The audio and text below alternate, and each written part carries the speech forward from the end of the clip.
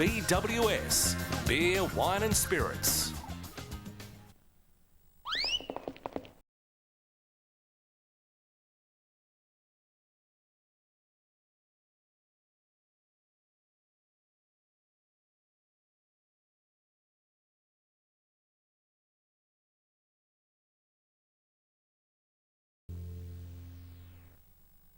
This program proudly brought to you by Toyota. Oh, what a feeling. Harvey Norman, there's a store near you, and Subway. Eat fresh.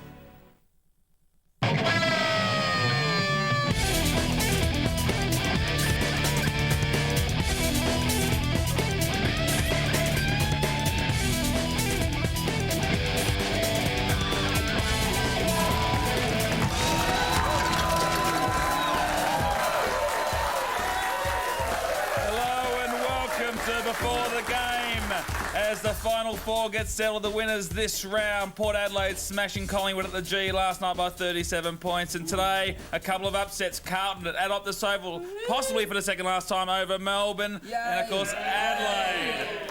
Thanks, guys. Nice prompt, Husey. And Adelaide over Geelong at Amy Stadium. A big win over there. Let's introduce the guys from SAFM's breakfast show. It's Limo. Thank you. Thanks, mate.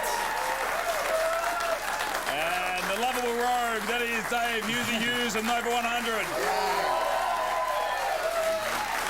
And the lady with the funkiest mullet in football from AFL.com.au, Samantha Lane.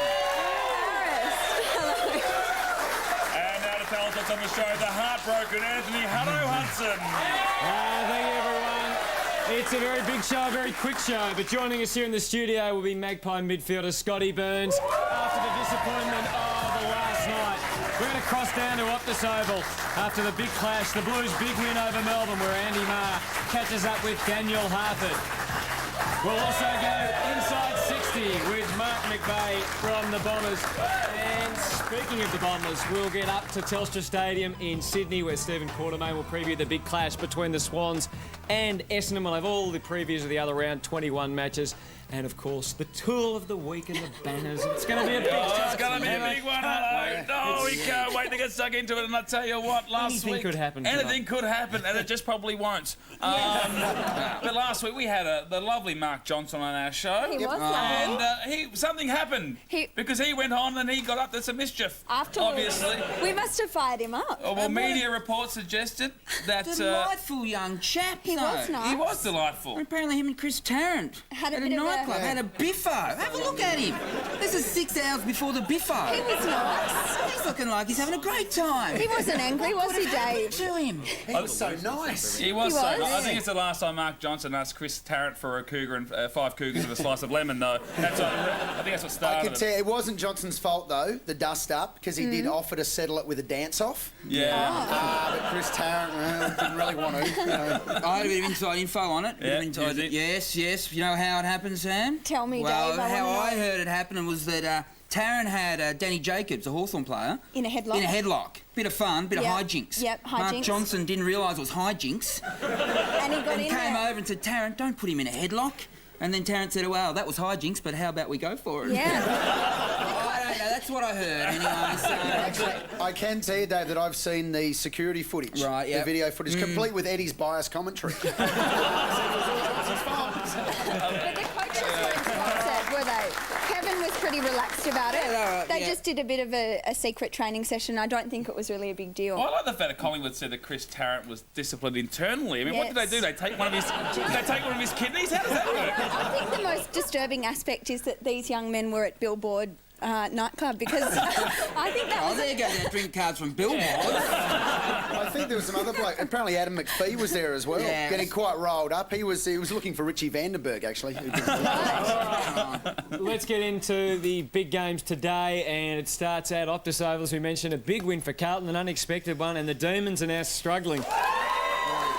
They're limping into the finals. 8-14 they could manage today. David Neates goalless, 14-9-93 the Blues. Yes, David Neates kicked 4 behinds and 1 didn't even make the goal line. This is him in the first quarter. Not a good start for the Demons, just absolutely sprayed it. Nick Stevens, on the contrary, was brilliant for the Blues, collected 35 touches. Brendan Favola was afforded heaps of room and he kicked 4 goals. Here's a beautiful Stevens goal in the second quarter, and the Blues absolutely lapped it up at Optus Oval. Neil Danaher said after the match that his boys are really tired. I think we can see that for ourselves. They've lost their run, their zip and their daring, according to Neil.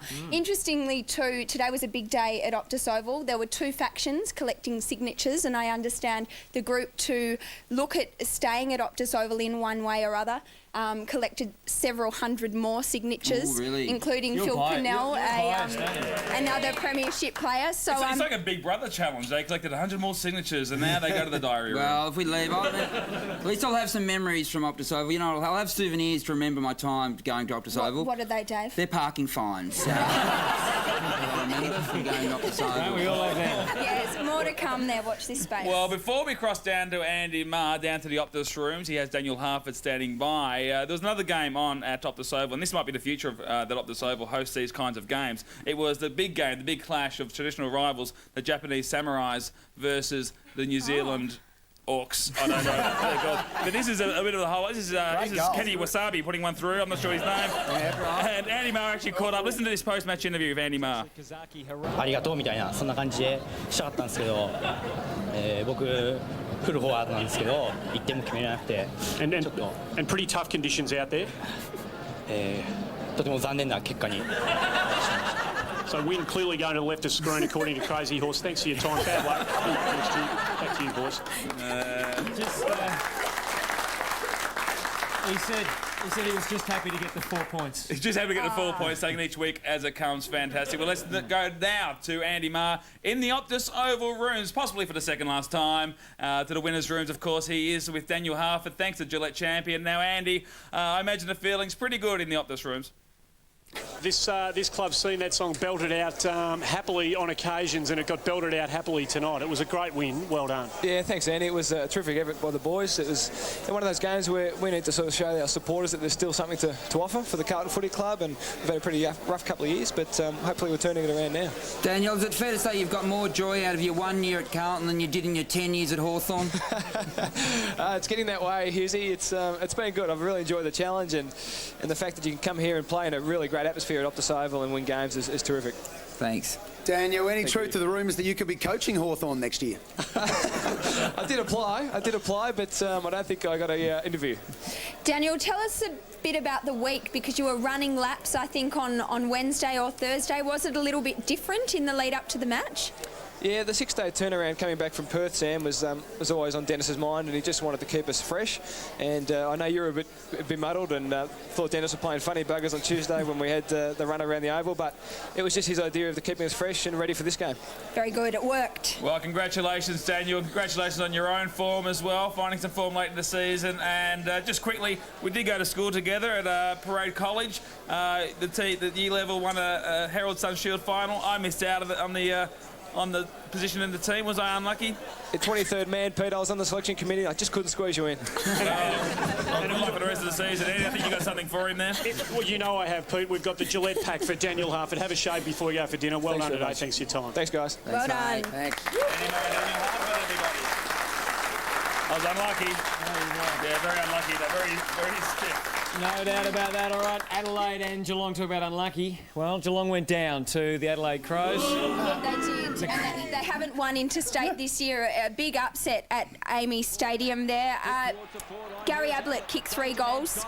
It was a great goal early, and Geelong looked set for victory, but Ian Perry was one of 10 individual goal kickers for the Crows. He kicked 2, a nice long one there. David Wojcinski, a bad blow for him. He's injured his elbow, and that was his first game back from injury. Kent Kingsley keeping the Cats vaguely in it there. He kicked a couple of goals too, but Andrew McLeod was in blistering form in the second half at his absolute best. Simon Goodwin also. Cameron Rooney having a bit to say to the umpire. I don't know if you can get in trouble for that kind of thing. Oh, that's like...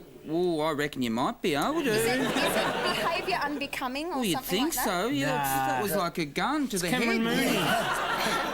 That's dodgy. It's That's a little guns. bit It's dodgy. guns are guns, even if they're finger guns. They're the most dangerous kind. But we love going to the footy. We love checking out the banners, guys. And we checked out some beauties this week, Limo. Yeah, I checked out the Collingwood banner last night at the G. Pete, when you're on the turfs with Tarrant, here's the thing to do. If you're going to try to dodge a shout, then dodge his punches too. Fair enough.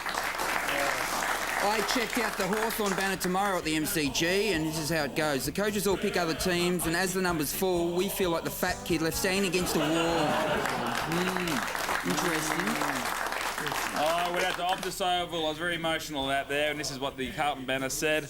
Some want to stay at Optus Oval, some at Telstra Dome backers. Whitnall wants whichever ground is the shortest drive to Macca's. Why not too? I don't mind a bit of a Macca's every now and then either. We've got to take a break. It's a very busy and very quick before the game tonight. When we come back, Mark McVeigh is going to join us and we go inside 60, and Scotty Burns will be here in the studio.